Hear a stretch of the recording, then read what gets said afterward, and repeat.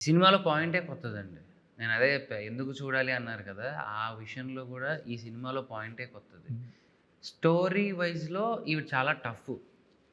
అసలు ఈ నేను మీకు నేను ఇండైరెక్ట్‌గా చెప్పాలంటే ఈ వీటిలో థ్రిల్లర్ ఉంది.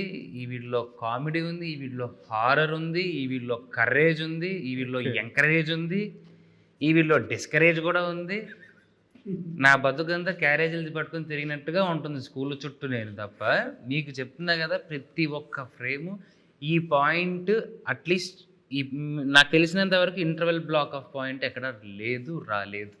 అందుకే నేను అంత కాన్ఫిడెంట్‌గా ఈ సినిమాని చేయడానికి, ముందుకు తీసుకొని రావడానికి, కనిపిస్తున్న కనపడని విషయాన్ని దాచి ముందుకు తీసుకొని వస్తున్నాను. అది ట్రైలర్‌లో వితిన్ 3-4 డేస్‌లో మీకు రివీల్ అవుతుంది ఏంటి అనేది. అప్పుడు అర్థమవుతుంది. యెస్. ఓకే. కోర్ పాయింట్ ఏంటి రివీల్ చేసేస్తున్నారా ట్రైలర్‌లోనే? ఆబ్వియస్లీ ఇంక చేయకపోతే సినిమాకి ఇంక ఎలా వస్తారు? రారు కదండీ. కానీ అంటే ఇప్పటిదాకా రాని పాయింట్ అన్నారు కదా, అది అవును, ట్రైలర్‌లోనే చెప్పేస్తే ఎంతవరకు ప్రిఫరబుల్ అని?